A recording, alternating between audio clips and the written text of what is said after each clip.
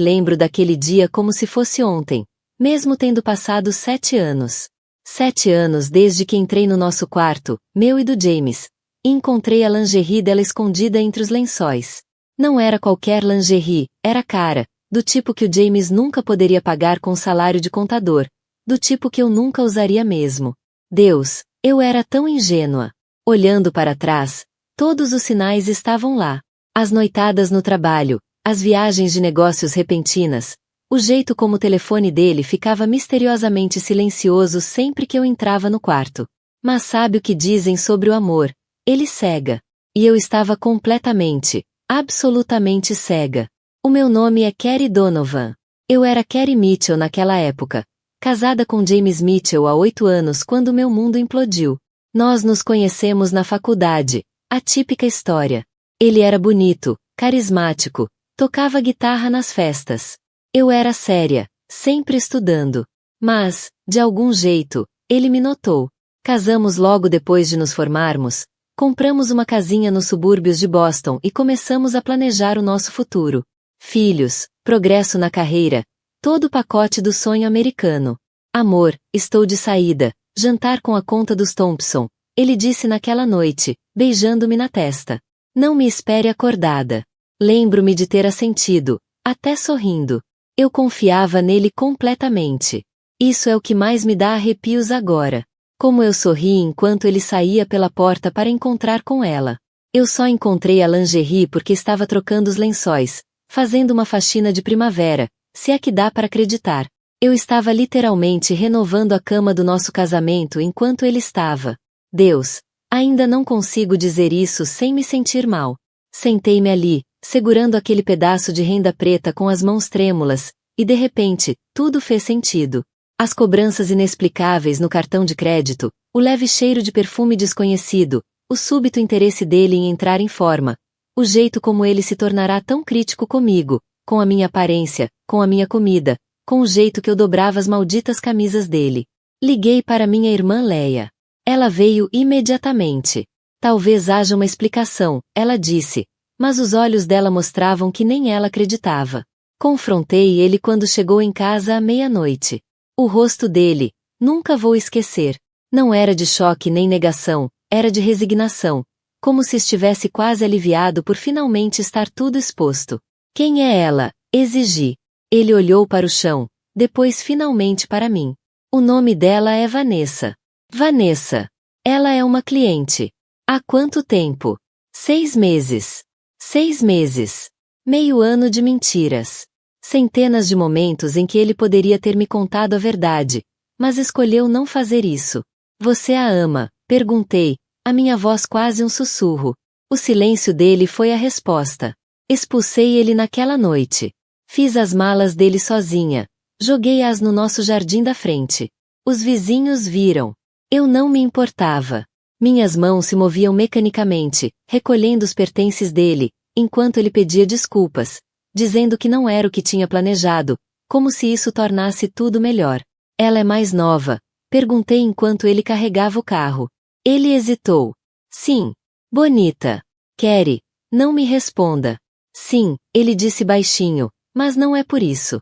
Bati a porta na cara dele. O divórcio foi feio. James e Vanessa foram morar juntos antes mesmo de finalizarmos o divórcio. Nem tentaram esconder. Fotos no Facebook deles no Havaí, em restaurantes, construindo a nova vida deles sobre as cinzas da minha. Descobri depois que Vanessa não era apenas uma cliente qualquer. Era filha do dono de uma grande empresa de investimentos. O pai dela fez do James um sócio na nova startup dele. Tudo parecia uma jogada calculada, trocando por um modelo mais novo com melhores conexões. Entrei em queda, é claro. Quem não entraria? Perdi 9 quilos em um mês porque não conseguia comer, não conseguia dormir. Os amigos pararam de ligar porque eu estava acabando com o clima. Meu desempenho no trabalho caiu. Eu ensinava inglês no ensino médio naquela época, tentando explicar o Grande Gatsby para adolescentes enquanto a minha própria vida desmoronava. Parecia uma piada cósmica. A pior parte não foi perder o James. Foi perder a mim mesma. A mulher confiante que eu era desapareceu da noite para o dia. Em seu lugar ficou alguém que eu não reconhecia, Alguém que estudava o próprio reflexo procurando defeitos, que se perguntava o que tinha feito de errado, que se sentia fundamentalmente não amável. Vanessa Clark. Eu a pesquisava obsessivamente no Google. Formada em Harvard, ex-modelo, empresa do papai, dentes perfeitos, cabelo perfeito. Eu odiava o quanto ela era bonita. Odiava me importar com isso. Eles se casaram 13 meses depois que James me deixou. Soube por uma amiga em comum que achava que eu deveria saber. Eles fizeram um casamento de destino em Santorini. As fotos apareceram no meu feed social de alguma forma. Tortura do algoritmo. O vestido dela provavelmente custava mais do que o meu carro. Gostaria de dizer que superei tudo imediatamente, que encontrei a minha força e segui com dignidade. Mas isso seria mentira. A verdade é mais bagunçada. Bebi demais, saí com homens horríveis, liguei para o James quando estava solitária, depois me odiava por isso. Bati no fundo do poço mais de uma vez. Mas então algo estranho aconteceu. Ao tentarem me destruir, eles me libertaram. O dia em que finalmente parei de chorar por James foi o dia em que percebi algo fundamental. O nosso casamento já estava morrendo muito antes de Vanessa aparecer. Eu só não queria ver. James e eu já estávamos no piloto automático há anos. A paixão tinha esfriado. As conversas se tornaram transacionais. Você pagou a conta de luz. Sua mãe ligou. Precisamos de leite. Éramos colegas de quarto, não amantes, nem parceiros. Eu estava tão focada no futuro, nos filhos que planejávamos ter, nas metas de carreira que definimos, que não percebi o vazio do nosso presente. Essa realização não justifica a traição dele. Nada justifica. Mas me ajudou a entender que o que eu estava de luto não era apenas o James. Era a morte do futuro que planejei. Da vida que pensei que teria. Demorei quase 2 anos para realmente começar a me reconstruir. Mudei-me para um apartamento menor do outro lado da cidade. Troquei de escola. Comecei a ensinar na Westlake Academy. Eu precisava de um lugar onde James e eu não tivéssemos nenhuma história. Entrei num grupo de apoio para mulheres divorciadas. Parece clichê, mas ajudou a ouvir outras histórias, saber que eu não estava sozinha. Ele me deixou pela higienista dentária dele, disse uma mulher, rindo entre lágrimas. Eu nem consigo limpar os dentes sem ter flabaques. Rimos. O humor negro virou meu alicerce. Lembro exatamente do momento em que percebi que ia ficar bem. Eu estava corrigindo provas numa cafeteria. Algo que nunca teria feito quando era casada, porque o James sempre queria que eu. Cheguei a casa pontualmente e olhei para cima para ver um casal a discutir numa mesa próxima. A mulher chorava em silêncio enquanto o homem verificava o telemóvel, claramente desinteressado. Senti uma onda de alívio a invadir-me. Essa já não era minha vida. Estava livre. Comecei a namorar novamente, com cautela. Parti o coração 1 ou 2 vezes. Mas de forma diferente desta vez. Cortes limpos que doíam mas saravam corretamente. Voltei à escola para fazer o meu mestrado. Comecei a dar aulas de disciplinas avançadas. Encontrei novamente a minha voz. Entretanto, ouvia fragmentos sobre o James e a Vanessa através do passa-palavra. Tinham comprado uma mansão em Brooklyn. O James era agora diretor financeiro na empresa do pai dela. Viajavam constantemente. Paris, Tóquio, Milão. O casal poderoso perfeito. Depois, 3 anos após o casamento, começaram a circular rumores. O James tinha sido preterido para CEO, um cargo que lhe tinha sido prometido. O pai da Vanessa tinha dado lugar ao sobrinho. Havia rumores sobre problemas financeiros, discussões em festas da empresa. Fingia que não me importava, mas absorvia cada detalhe. A minha amiga Melissa, que ainda circulava nesses meios sociais, era minha principal fonte de informação. Estão a fingir bem, disse-me ela num brunch, num domingo, mas as coisas não são tão perfeitas como parecem. O que queres dizer? Perguntei, tentando parecer apenas curiosa em vez de faminta por detalhes. Bem, disse ela, inclinando-se e baixando a voz, o James tem bebido demais nos eventos e a Vanessa tem aparecido sozinha em alguns sítios. Além disso, fala-se que as ações da empresa estão a cair. A firma de investimentos do pai dela está a ser investigada por práticas questionáveis. Assenti, envergonhada pelo quanto esta informação me fazia sentir bem.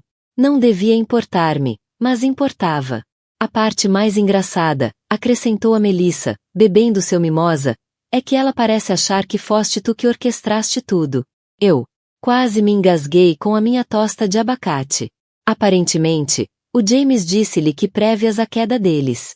Disse algo sobre o facto de o teres avisado de que tudo que vai, volta. Ela está convencida de que lhes lançaste uma espécie de maldição. Comecei a rir descontroladamente. A ironia era perfeita demais. Eu tinha dito algo do gênero durante a nossa última discussão explosiva, mas tinha sido uma ameaça vazia lançada pela raiva. Certamente que não orquestrei nada. A vida tratou disso sozinha. Mas algo nessa conversa ficou comigo. A ideia de que a Vanessa me temesse, mesmo que um pouco, era fortalecedora. Durante anos, imaginei-a como uma deusa intocável que tinha tudo o que eu não tinha. Mas talvez ela fosse tão insegura como qualquer outra pessoa. E então chegou o dia que mudou tudo outra vez. Estava numa consulta médica quando ouvi um nome familiar. Senhora Vanessa Mitchell, chamou a recepcionista. Fiquei imóvel, escondi-me atrás de uma revista. Não podia ser.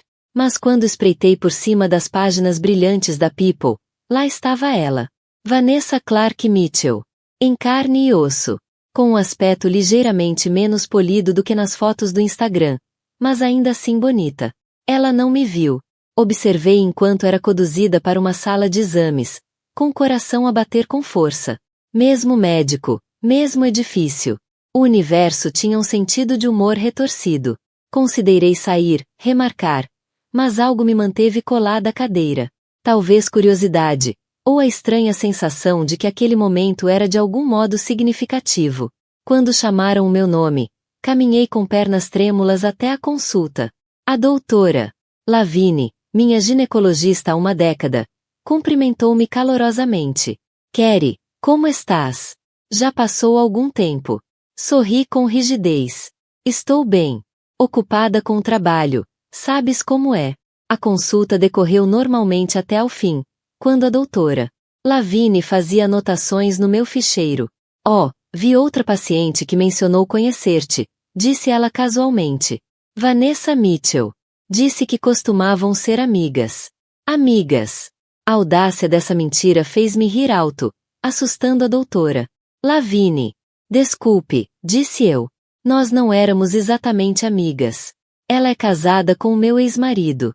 O rosto da doutora Lavigne caiu. Oh, peço imensa desculpa. Não sabia. Está tudo bem, garanti-lhe. História antiga. Mas, enquanto recolhia as minhas coisas para sair, a doutora Lavigne hesitou, claramente desconfortável. Kerry, sei que isto é inapropriado e normalmente não diria nada, mas dado o vosso passado, sinto que devia saber. O estômago apertou-se. Saber o quê? Ela suspirou. A Vanessa tem tentado engravidar há mais de um ano. Está a ter problemas de fertilidade. Não devia estar a dizer-te isto, mas bem, lembro-me do quanto querias filhos com o James. Senti como se tivesse levado um murro. O James e eu tínhamos planeado começar a tentar ter um bebê por volta da altura em que ele me deixou. Os filhos eram uma parte fundamental dos nossos planos futuros. Planos que morreram com o nosso casamento. Obrigada por me dizeres, disse baixinho, sem saber bem como processar aquela informação. Ao caminhar para o carro, uma mistura estranha de emoções girava dentro de mim. Tristeza pelas crianças que talvez nunca tivesse. Vindicação por o casal perfeito estar a sofrer. Culpa por sentir essa vindicação. E, por baixo de tudo, uma realização crescente que mudaria tudo. Sabia algo sobre a Vanessa que podia usar. Gostava de poder dizer que tomei o caminho certo, que senti empatia pelas dificuldades da Vanessa em engravidar e segui com a minha vida. Mas a verdade é mais confusa do que isso. Algo mudou em mim naquele dia.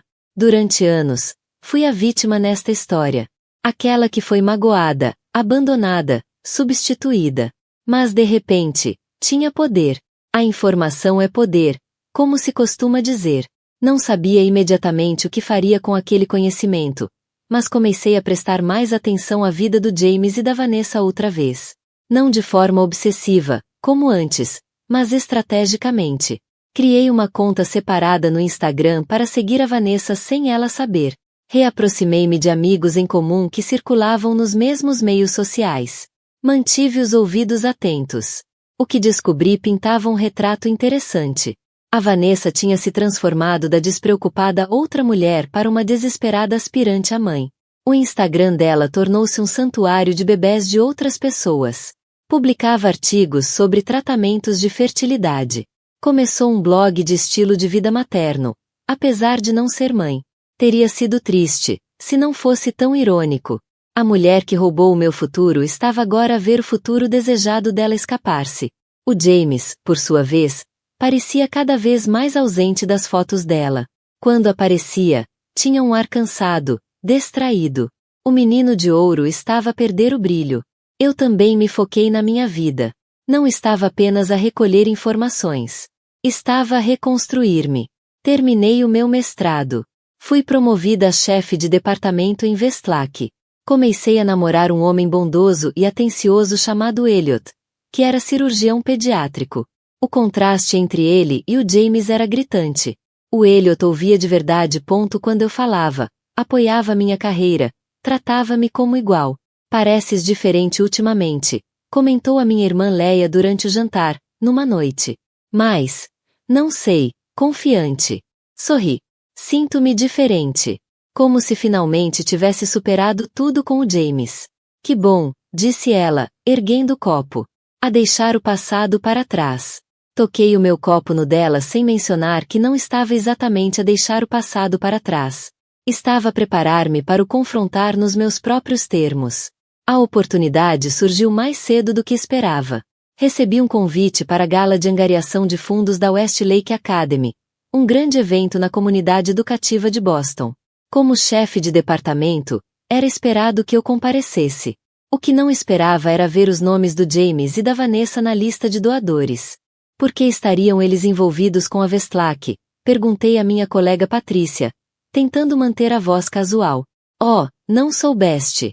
A fundação da família da Vanessa acabou de prometer $1 milhão às escolas de Boston. Estão a tentar melhorar a imagem pública depois daquele escândalo financeiro. A Westlake é uma das beneficiárias. O meu coração acelerou. Após 5 anos a evitar cuidadosamente qualquer evento onde eles pudessem estar presentes, estávamos prestes a ser reunidos.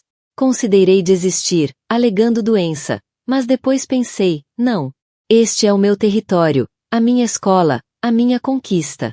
Não me esconderia. Passei semanas a preparar-me para aquela noite. Não apenas emocionalmente, mas de todas as formas. Iniciei uma nova rotina de cuidados de pele, intensifiquei o meu treino, comprei um vestido que custou mais do que um mês de renda.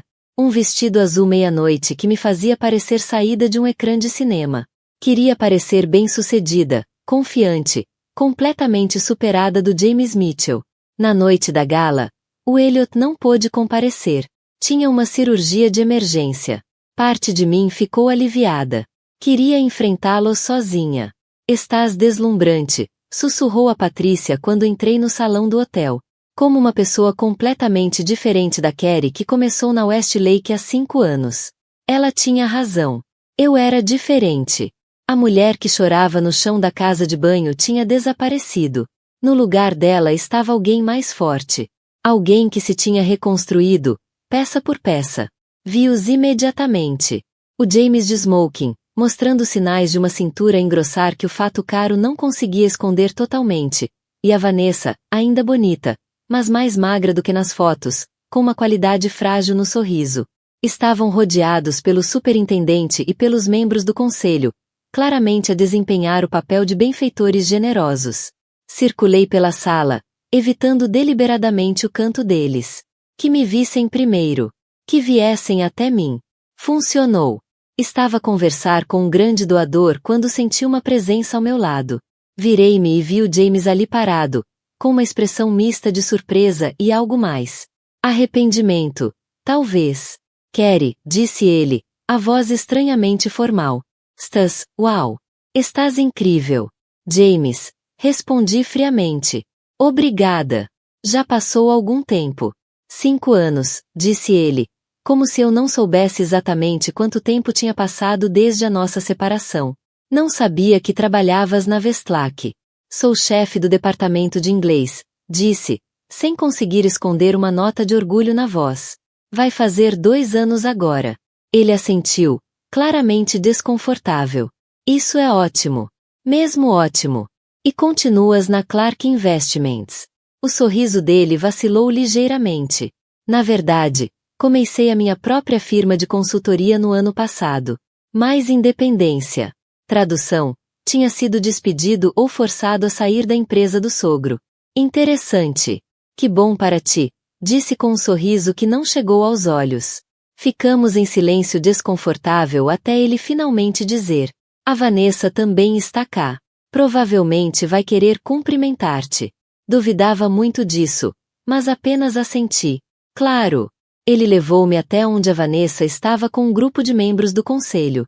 Os olhos dela arregalaram-se ao ver-me. A compostura perfeita vacilou por um momento antes de se recompor. Carrie, disse ela, estendendo a mão como se fossemos conhecidas de negócios. Que surpresa! Vanessa, respondi, apertando-lhe a mão com firmeza. Trabalho aqui. A surpresa é minha. A tensão entre nós era palpável. Os membros do conselho, sentindo desconforto, arranjaram desculpas e afastaram-se, deixando-nos num triângulo de desconforto. Estás com bom aspecto, disse a Vanessa, os olhos a percorrerem-me à procura de sinais de fraqueza ou envelhecimento. Obrigada. Tu também, menti com suavidade. De perto, conseguia ver os efeitos do estresse nela. As rugas finas ao redor dos olhos que não estavam nas fotos do Instagram. Um tique nervoso no sorriso. O James estava a falar-me da nova firma de consultoria. Continuei. E ouvi dizer que a vossa fundação familiar está a fazer doações generosas para a educação. Ela assentiu, aparentemente aliviada por falar de temas neutros. Sim, acreditamos muito em retribuir.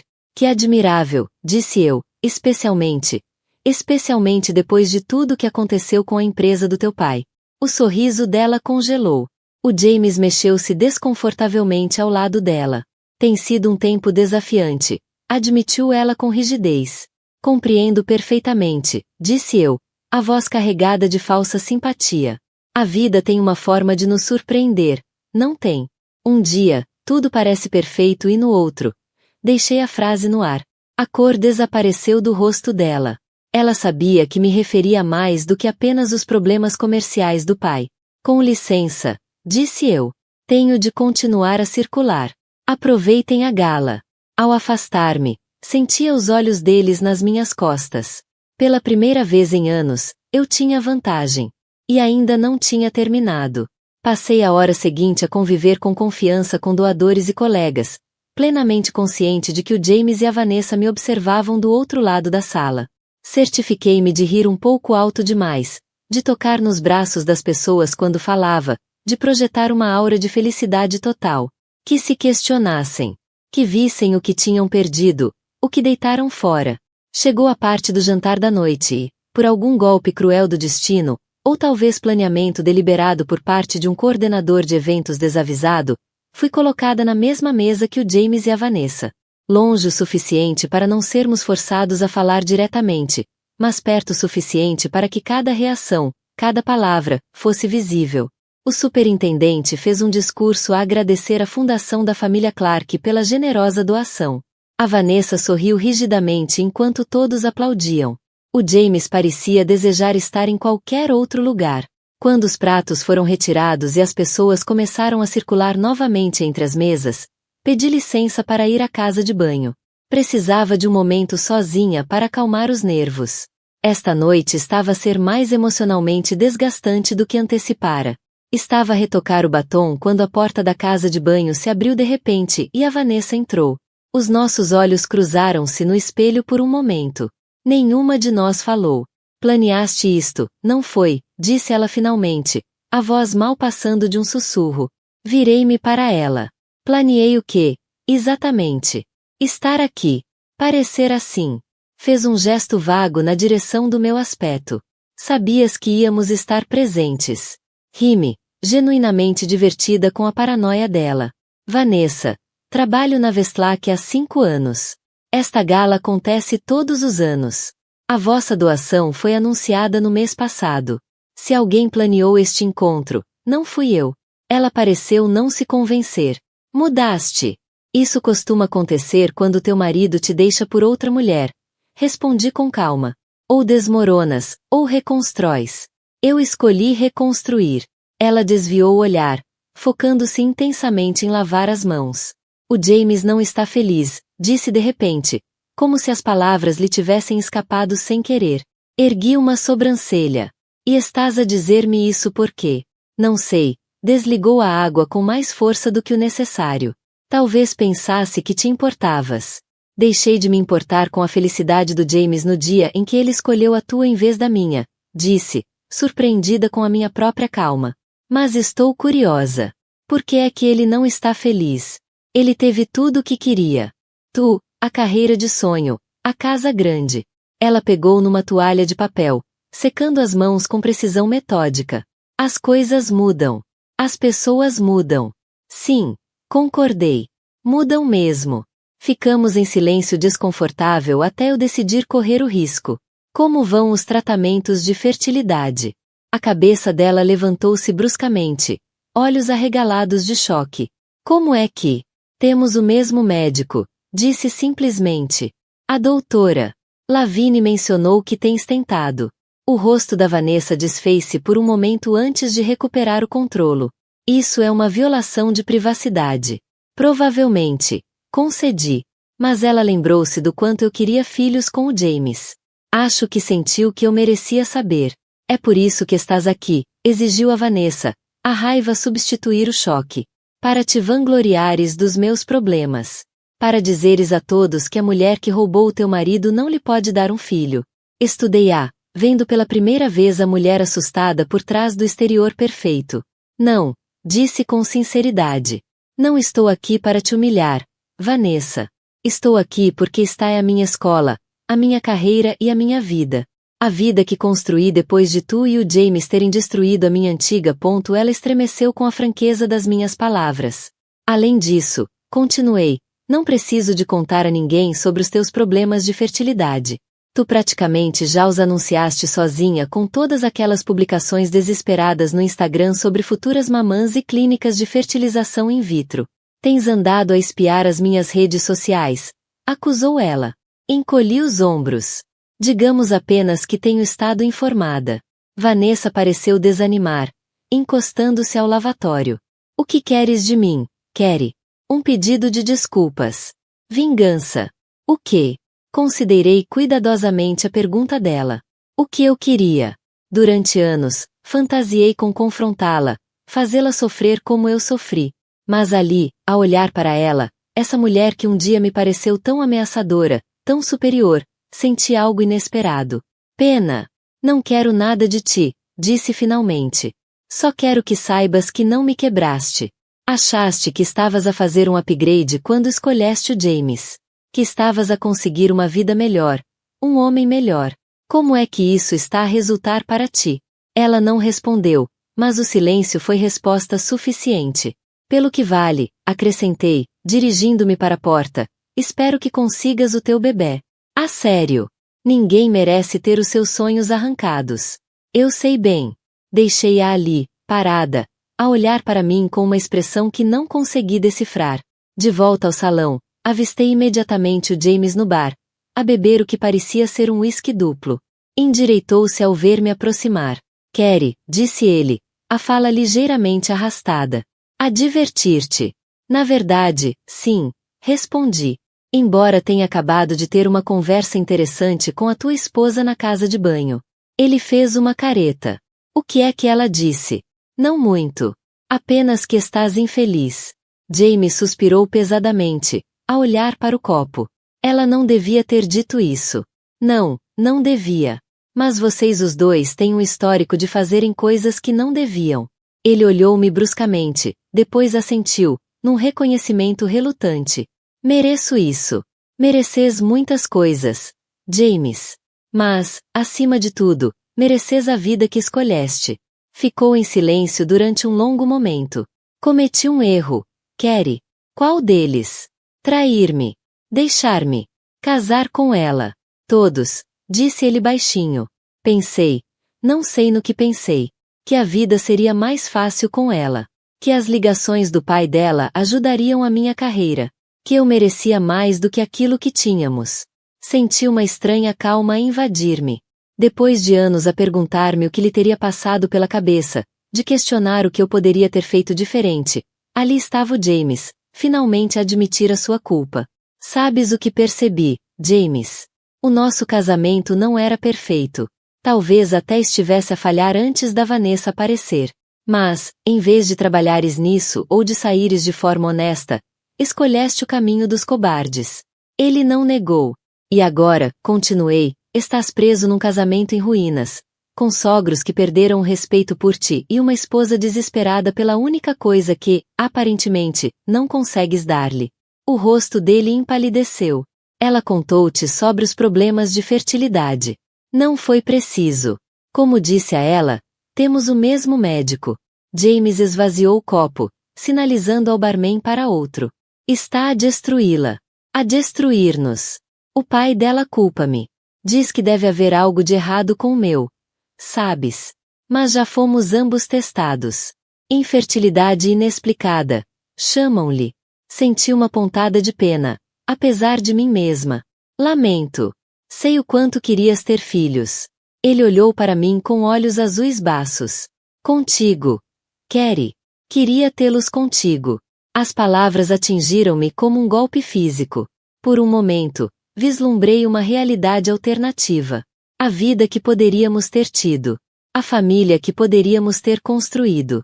Mas essa realidade desapareceu no momento em que ele me traiu. Já é tarde demais para isso, disse suavemente. Demasiado tarde. Ele assentiu, miseravelmente. Eu sei. Só queria que soubesses que me arrependo todos os dias. Observei-o. Este homem que um dia amei o suficiente para casar, para planear um futuro. Parecia mais velho, diminuído de alguma forma. O charme que em tempos me cativou desaparecera, substituído por uma tristeza desesperada. O arrependimento é uma emoção inútil, James, disse finalmente. Não podemos mudar o passado. Só podemos seguir em frente. Como por sinal, o superintendente aproximou-se de nós, radiante. Carrie, aí estás tu. Queria apresentar-te ao Dr. Reynolds, da Universidade de Boston. Está muito interessado no nosso programa de inglês avançado. Sorri, grata pela interrupção. Adoraria conhecê-lo. James começou a dizer algo, mas eu virei-me e caminhei com o superintendente em direção ao meu futuro, deixando James e tudo o que ele representava firmemente no meu passado. Essa noite na gala marcou um ponto de viragem para mim. Confrontar o James e a Vanessa fechou um capítulo que eu nem tinha percebido que ainda estava aberto. Pensei que já tinha seguido em frente, mas enfrentá-los, ver a realidade das vidas deles em comparação com a imagem perfeita que tinha construído na minha mente, permitiu-me finalmente libertar-me. 3 meses depois, o Elliot pediu-me em casamento. Estávamos a jantar em casa, nada extravagante, apenas comida para levar depois de uma semana longa, quando ele de repente pousou o garfo e tirou uma caixinha do bolso. Ia planear algo elaborado, disse ele, mas depois percebi que isto somos nós. Vida real. E quero tudo contigo, Carrie. Os dias normais e os extraordinários. Disse sim, com lágrimas nos olhos. O anel era simples, elegante, nada chamativo ou ostensivo. Perfeito para nós. Perfeito para a vida que estávamos a construir juntos. Casamos numa pequena cerimônia na primavera seguinte. Apenas amigos chegados e família, no quintal da minha irmã. Sem casamento de destino. Sem exibições extravagantes. Só amor. Honesto e descomplicado. Encontrei a Vanessa mais uma vez antes de deixarmos Boston. O Elliot tinha aceito um cargo no Hospital Infantil de Chicago e eu tinha conseguido um emprego a ensinar numa prestigiada escola preparatória lá. Estávamos a empacotar o meu apartamento quando decidi fazer uma última visita ao meu café local preferido. Ela estava sentada sozinha junto à janela, a olhar para o ecrã do portátil. Parecia diferente. O cabelo mais curto, a roupa de marca substituída por jeans e uma camisola simples. Notou-me antes que eu pudesse recuar. Carrie, chamou ela, acenando hesitante. Considerei fingir que não a tinha visto, mas algo levou-me a aproximar-me da mesa. Vanessa, disse eu, com um aceno. Como estás? Acho que estou bem. Ela gesticulou para a cadeira vazia à frente dela. Tens 1 minuto. Olhei para o relógio. Rápido. Ela fechou o portátil. Ouvi dizer que vais casar, que vais mudar-te para Chicago. As notícias correm depressa nos nossos círculos sociais cruzados. Sim. No próximo mês. Estou feliz por ti, disse ela, e surpreendentemente pareceu sincera. Mereces. Levantei uma sobrancelha. Obrigada. Ela respirou fundo. Eu e o James estamos a divorciar-nos. Assenti, sem surpresa. Depois da gala, tinha ouvido rumores através de amigos em comum. Lamento que não tenha resultado. Lamentas mesmo? Perguntou ela. Não com acusação, mas com curiosidade genuína.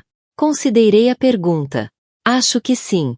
Não porque te deseje felicidade, particularmente, mas porque o divórcio é doloroso para qualquer pessoa. Não desejaria essa dor à maioria das pessoas. Ela deu um pequeno sorriso triste. És melhor pessoa do que eu. Provavelmente, concordei, o que a fez rir inesperadamente. Mereci essa, reconheceu ela. Fui horrível contigo. Roubei o James. Exibi o nosso relacionamento. Pensei que estava a ganhar algo valioso. Bebi o meu café, observando-a por cima da chávena. E agora? Agora percebo que estava a competir por um prêmio que não valia a pena. Torceu um guardanapo de papel entre os dedos. Ele traiu-me também, sabes? Com a assistente dele. História a repetir-se. Não fiquei chocada. Algumas pessoas nunca mudam. Uma vez traidor. Murmurei. O meu pai cortou relações com ele completamente depois disso. A fundação também. É por isso que não temos estado nos eventos da escola ultimamente. Isso explicava porque não os tinha visto nas últimas 2 funções da Vestlak. E agora, o que vais fazer? Perguntei. Recomeçar, disse ela simplesmente. Voltar para Nova York, onde vive a minha mãe. Tentar descobrir quem sou sem o dinheiro do meu pai, sem marido, sem a identidade que construí à volta disso tudo. Pela primeira vez, vi a Vanessa claramente. Não como a vilã da minha história ou a mulher que me roubou o marido, mas como alguém imperfeita e humana, a tentar encontrar o seu caminho como todos os outros. Espero que encontres o que procuras, disse eu, levantando-me. Ela olhou para mim. Posso perguntar-te uma coisa? Aquela noite na gala, quando descobriste os nossos problemas de fertilidade, podias ter contado a toda a gente. Usado isso contra mim. Por que não o fizeste? Pensei nisso. Porque não teria resolvido nada. Não me teria curado, nem ajudado a seguir em frente. A vingança pode saber bem momentaneamente, mas não constrói uma vida. Ela assentiu lentamente. Mudaste mesmo. Todos mudamos. Respondi. É isso que o tempo faz. Ao voltar para o meu apartamento, café na mão, senti-me mais leve de alguma forma. A raiva que carreguei durante tanto tempo. A amargura que alimentei mesmo enquanto dizia a mim mesma que tinha superado. Finalmente, verdadeiramente, tinha desaparecido. A vida em Chicago com o Elliot tem sido tudo o que a vida com o James não foi. Honesta. Igualitária. Segura. Estamos casados há 3 anos e estou grávida de 5 meses de gêmeas. 2 meninas que crescerão a conhecer o seu valor, que nunca se contentarão com menos do que merecem. Às vezes, penso na Vanessa e no James. Ouvi dizer que ela está a trabalhar para uma organização sem fins lucrativos em Nova York. Algo relacionado com apoiar mulheres nos negócios. O James, ao que parece, mudou-se para a Califórnia, a tentar reconstruir a carreira, longe dos escombros do passado. Desejo-lhes paz, sinceramente.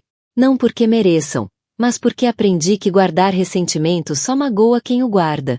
O universo tem uma forma de equilibrar as contas sem a nossa ajuda.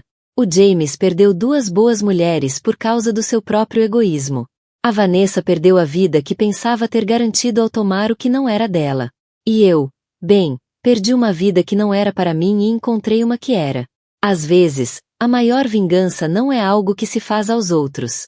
É o que se faz por si mesmo. Construir uma vida tão plena e rica que o passado se torna nada mais do que uma memória distante. Uma lição aprendida. Um caminho não seguido. No fim, essa foi a justiça que eu mais precisava. Sabe como as pessoas dizem sempre que ver as coisas depois é mais fácil? Pois tem razão. Olhando para trás, eu devia ter visto os sinais. Estavam por todo lado, como luzes de neon a piscar na minha cara, que de alguma forma consegui ignorar. O meu marido, Ryan, a trabalhar até tarde mais vezes. A minha irmã, Cassidy, de repente interessada no meu casamento, a fazer perguntas sobre a nossa relação que nunca lhe tinham importado antes.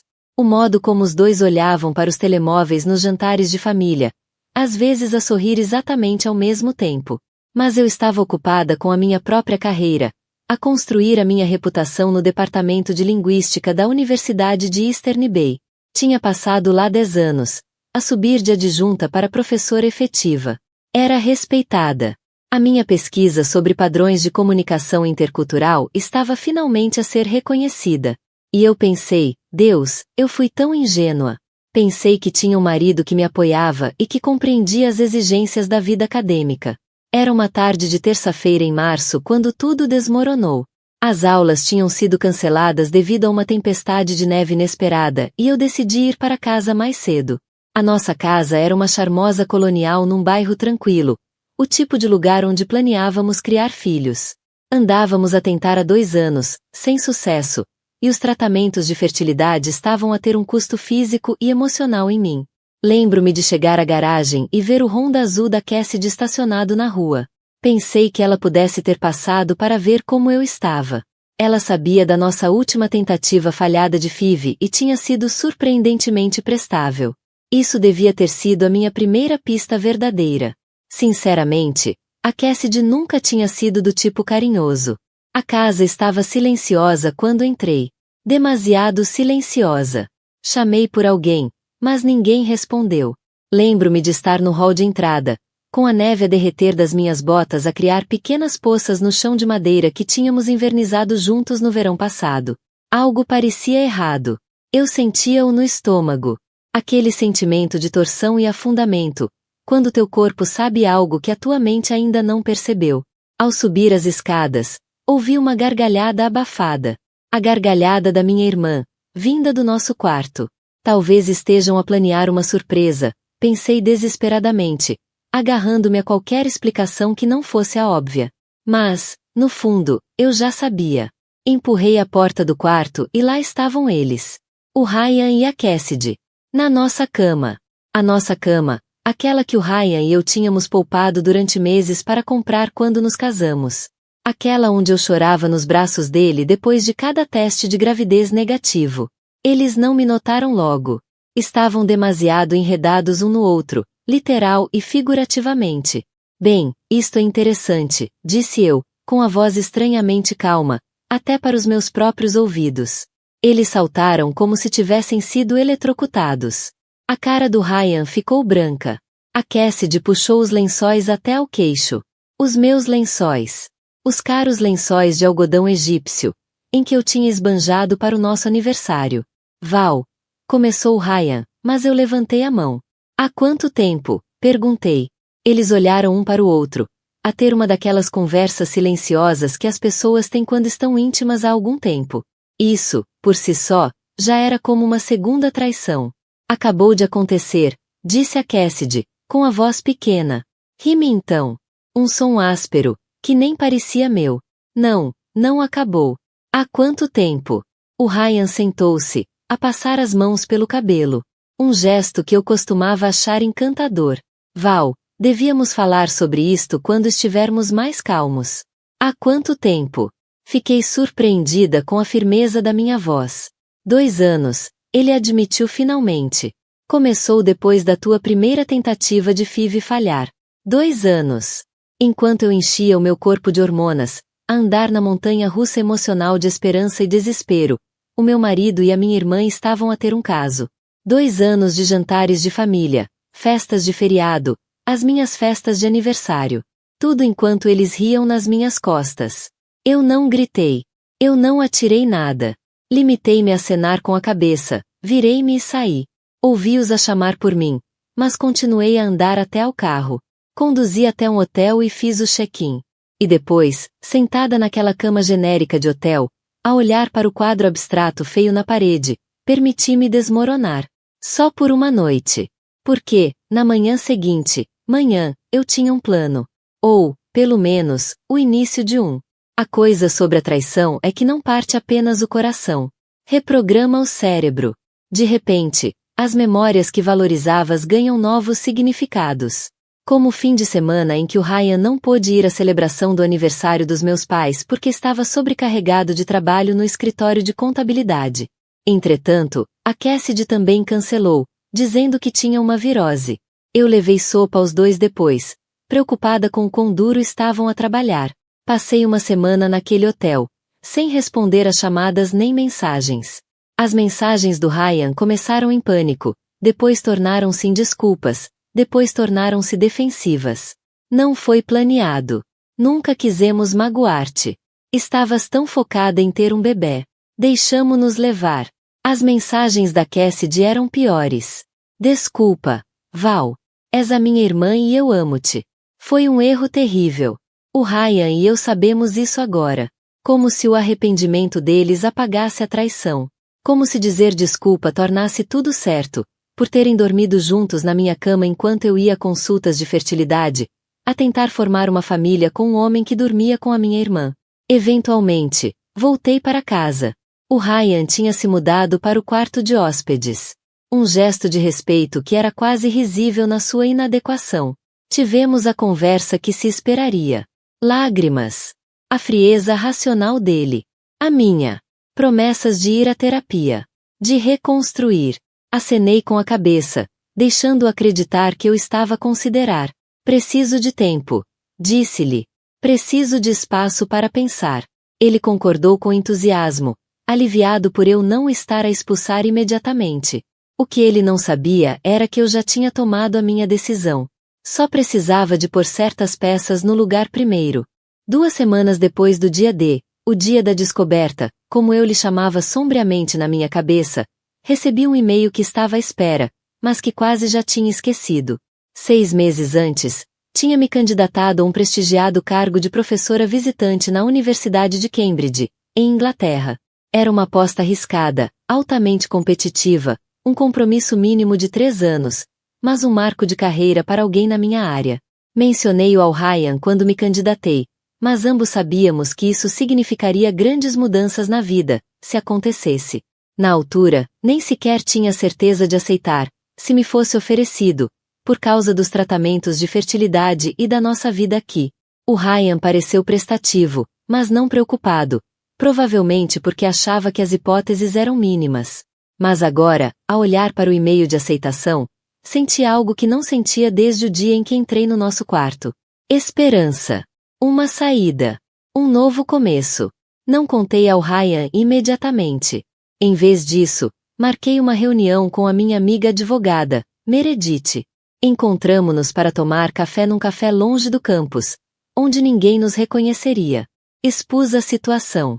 Preciso de me proteger, disse-lhe. Financeiramente e de outras formas. A Meredith foi clínica e eficiente.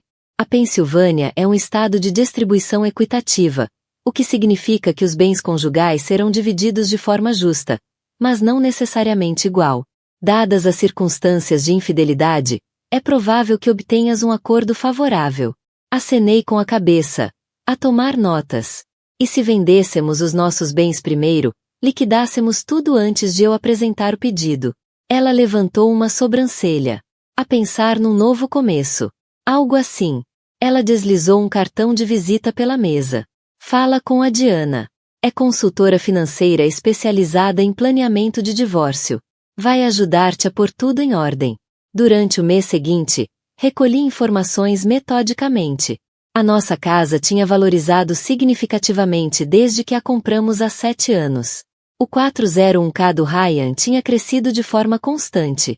Tínhamos poupanças conjuntas, contas de investimento, peças de arte valiosas que tínhamos colecionado nas nossas viagens. Documentei tudo. Entretanto, desempenhei o papel da esposa magoada a tentar recuperar. Concordei com 3 sessões de terapia, onde me sentei em silêncio enquanto Ryan desabafava sobre o seu erro e o quão desesperado estava para salvar o nosso casamento. Acenei nos momentos certos. Até chorei 1 ou 2 vezes. A terapeuta achava que estávamos a fazer progressos.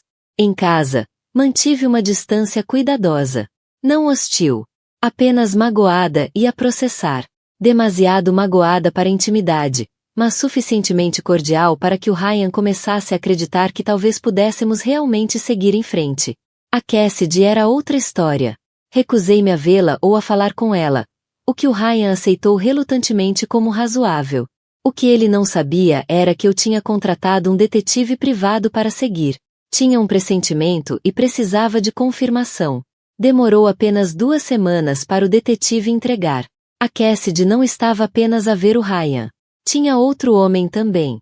Um colega casado do trabalho. O caso estava a decorrer ao mesmo tempo que a relação com o Ryan. As fotos mostravam-nos a entrar juntos no motel, parecendo muito familiares com a rotina. Sorri quando vi aquelas fotos. Não porque estivesse feliz, mas porque confirmavam o que eu suspeitava desde o início. A minha irmã não estava apaixonada pelo meu marido. Ela simplesmente gostava de tirar o que pertencia aos outros. Nessa noite, finalmente contei ao Ryan sobre a oferta de Cambridge.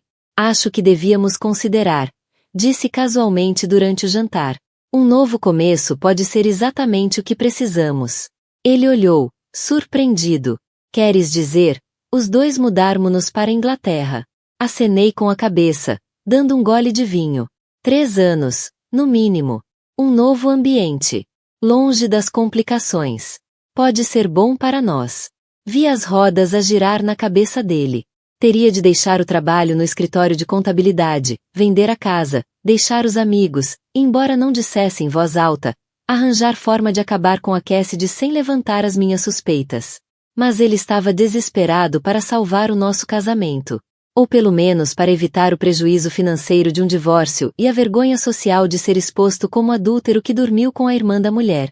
Deixa-me pensar nisso, disse ele. Mas eu já via que ele estava a considerar seriamente. A semente estava plantada. Na manhã seguinte, disse-me que achava uma ideia brilhante.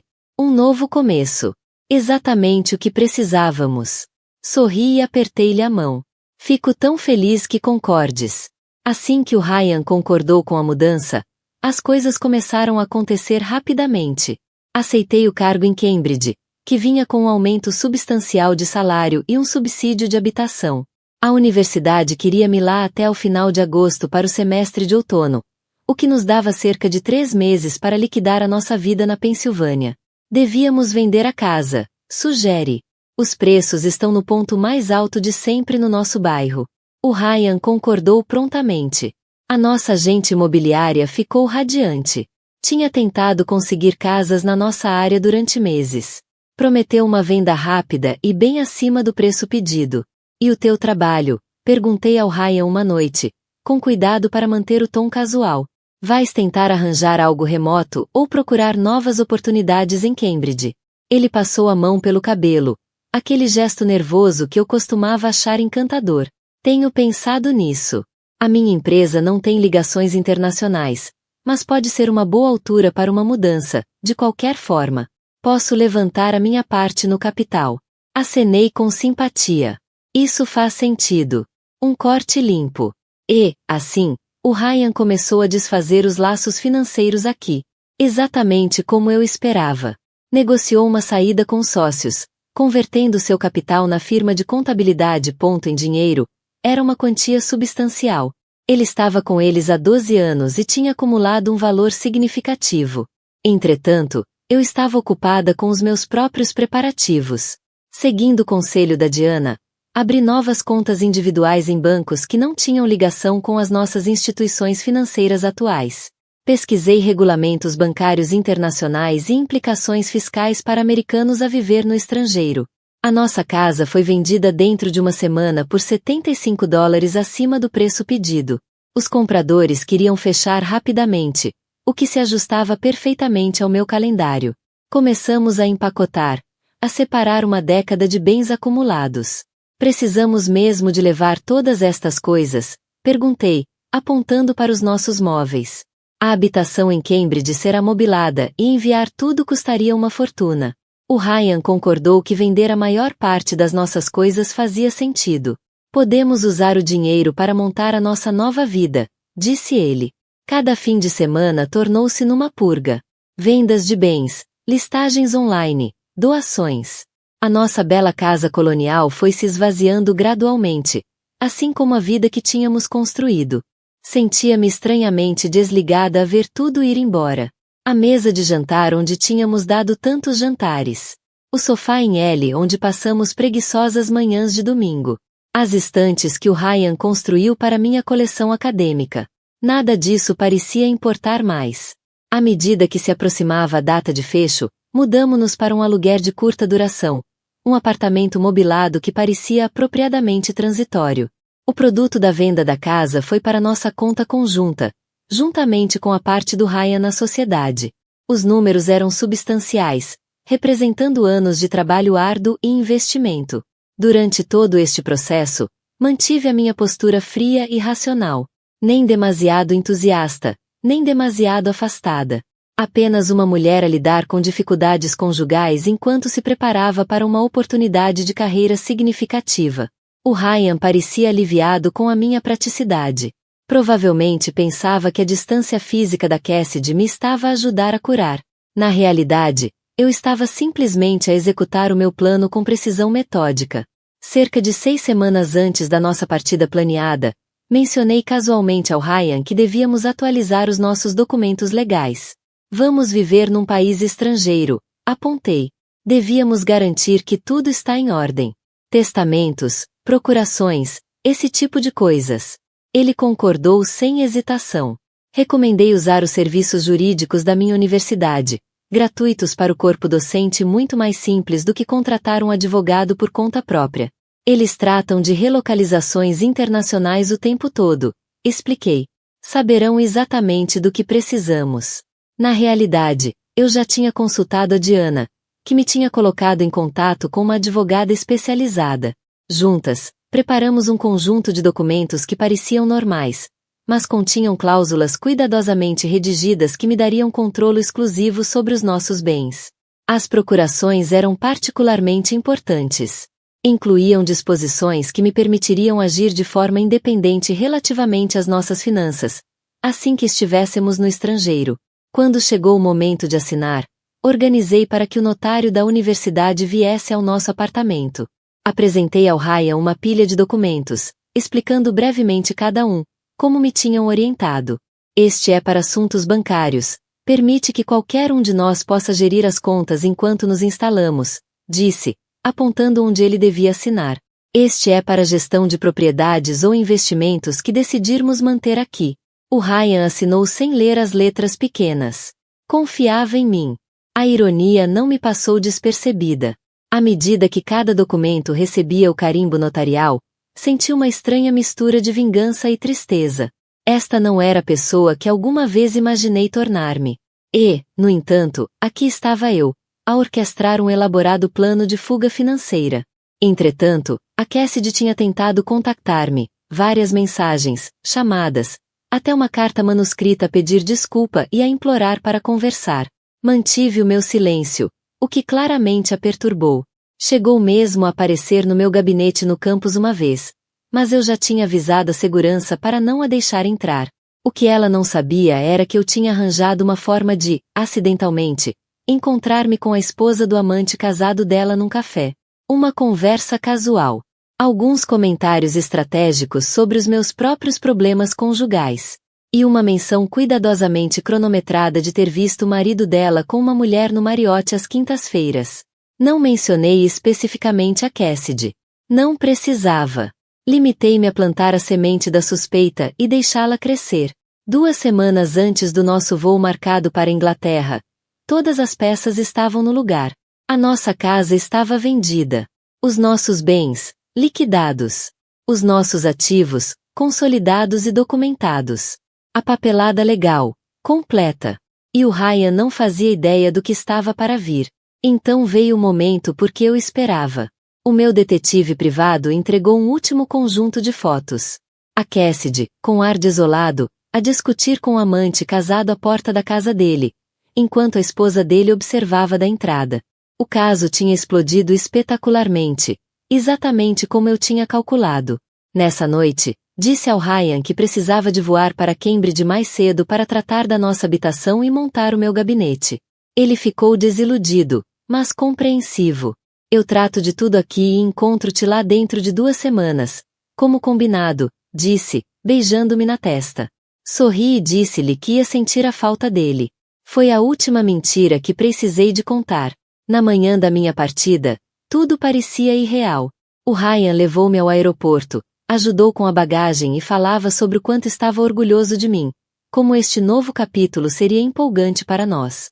Deixei-o falar, acenando com a cabeça e sorrindo nos momentos apropriados, enquanto mentalmente verificava minha estratégia de saída em busca de pontas soltas. No controlo de segurança, ele abraçou-me com força. Amo-te, Val.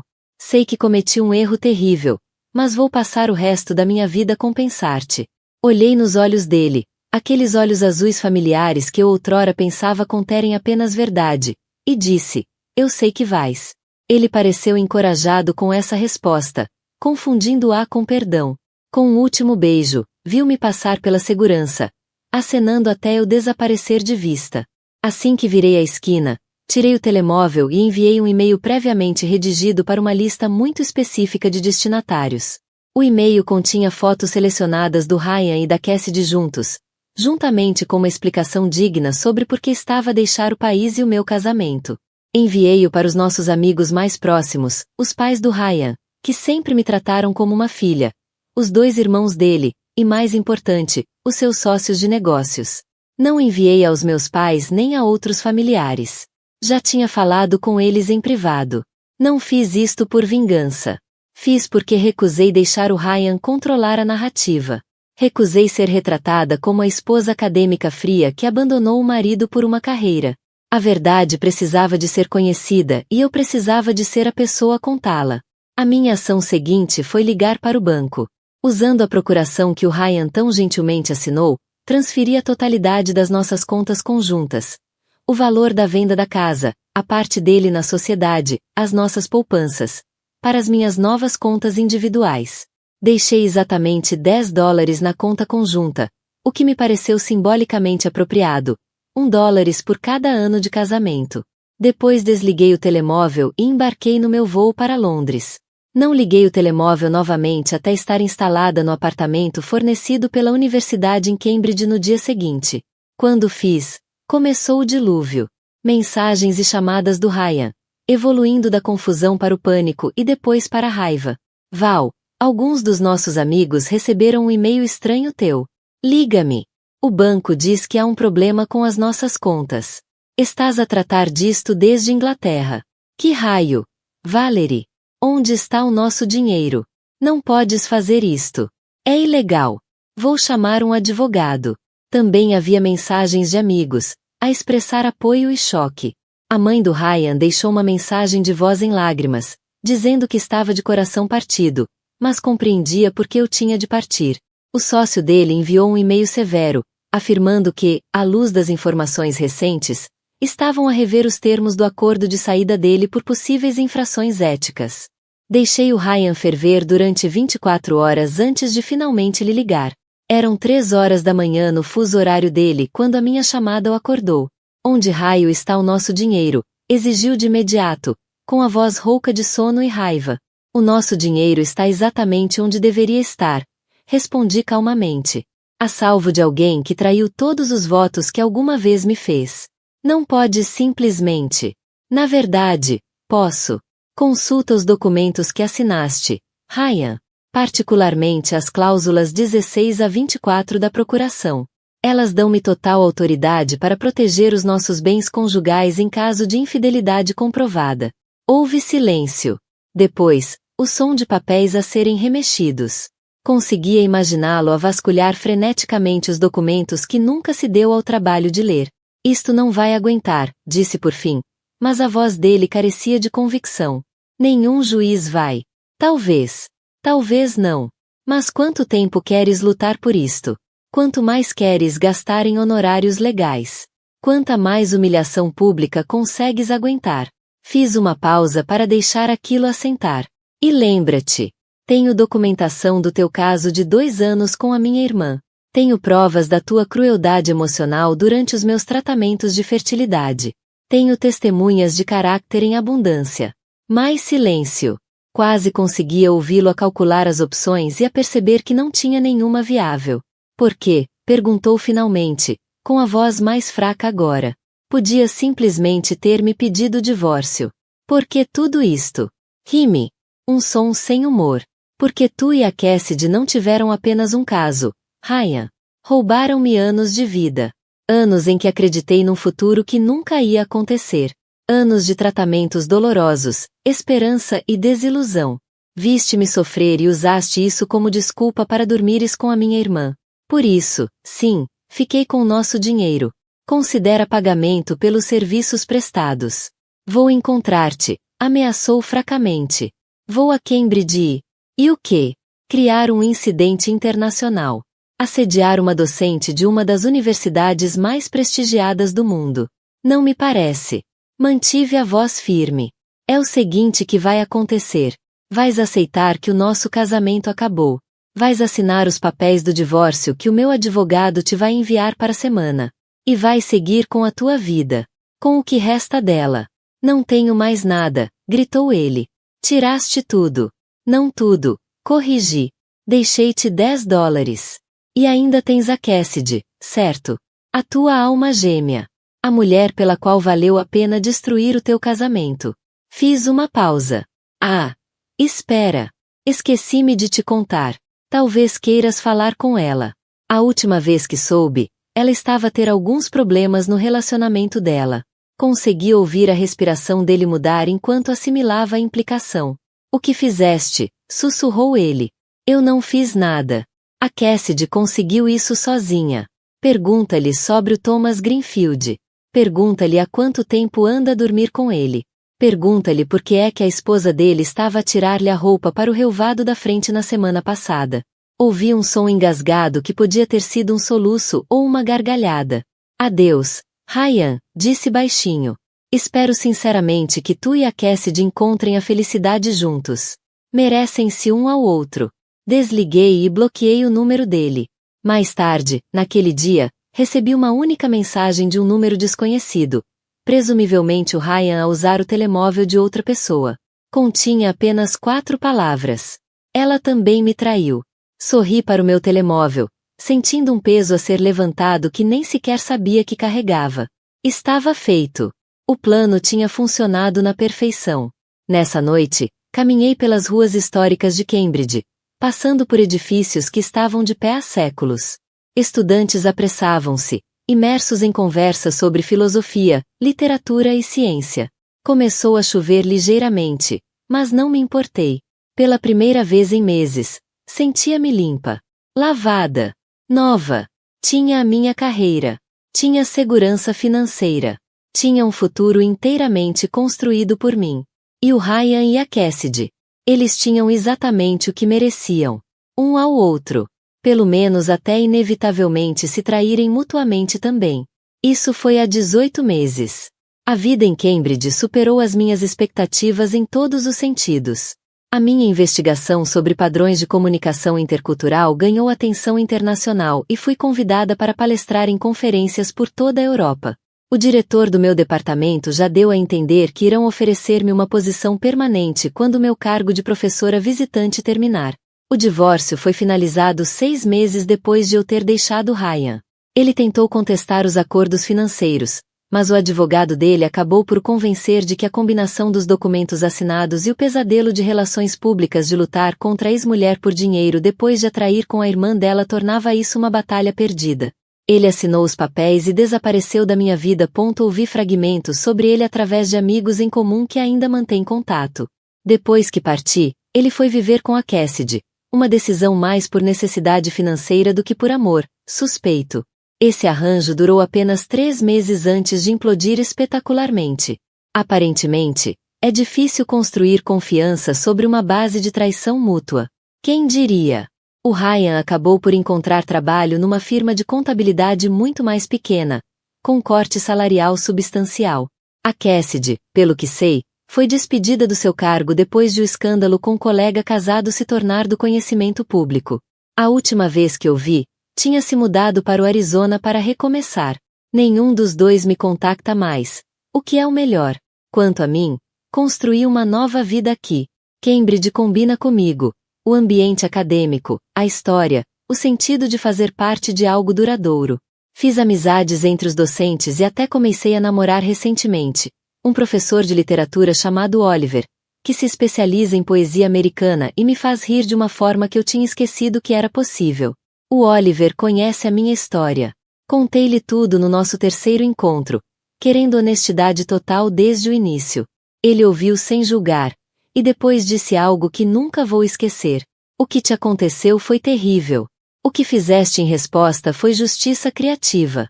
Admiro tanto a tua resiliência quanto teu pensamento estratégico. Estamos juntos há 6 meses agora.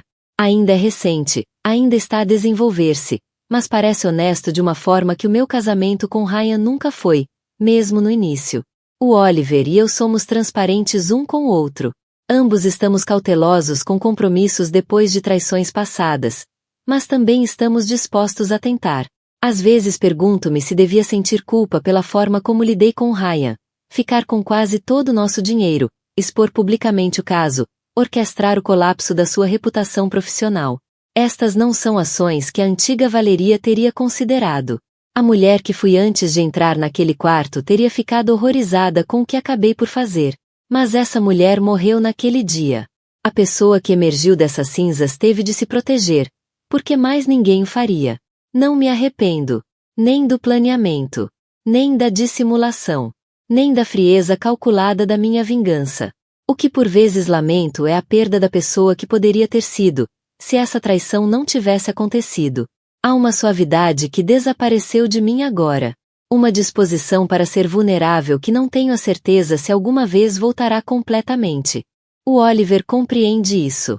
Ele tem a sua própria armadura, as suas próprias cicatrizes. Na semana passada, recebi um e-mail do Ryan. A primeira comunicação direta em mais de um ano.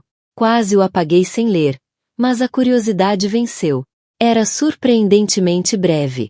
Val, não espero perdão e não estou a pedir nada. Só quero que saibas que agora entendo o que te fiz. Não apenas o caso, mas os anos de traição enquanto passavas pelos tratamentos. Foi imperdoável. Merecias melhor. Espero que tenhas encontrado felicidade. Tive de reconstruir a partir do nada, e embora odeie que tenha sido assim, obrigou-me a tornar-me uma pessoa melhor. R. Não respondi. Não havia nada a dizer. O crescimento ou redenção dele já não é da minha conta. A minha vida é aqui agora, a seguir em frente por caminhos que nunca antecipei, mas que aprendi a valorizar profundamente. Ontem, submeti a versão final do meu livro, um texto acadêmico sobre falhas de comunicação em relações íntimas. Não é sobre mim e o Ryan, não explicitamente, mas a investigação foi certamente informada por experiência pessoal. A Cambridge University Press já demonstrou interesse em publicá-lo no próximo ano. Às vezes, quando regresso à casa do meu gabinete ao fim da tarde, a ver o pôr do sol pintar os antigos edifícios do colégio em dourado e rosa, sinto uma sensação quase esmagadora de gratidão. Não pelo que aconteceu, nunca estarei grata pela traição, mas pela minha própria capacidade de a superar, pela força que não sabia que tinha até ser testada tão severamente. Construí uma nova vida a partir das cinzas da traição. Encontrei poder no meu momento mais sombrio. E embora nunca tivesse escolhido este caminho, percorro agora de cabeça erguida, pertencendo inteiramente a mim mesma. Isso, penso eu, é a verdadeira vingança.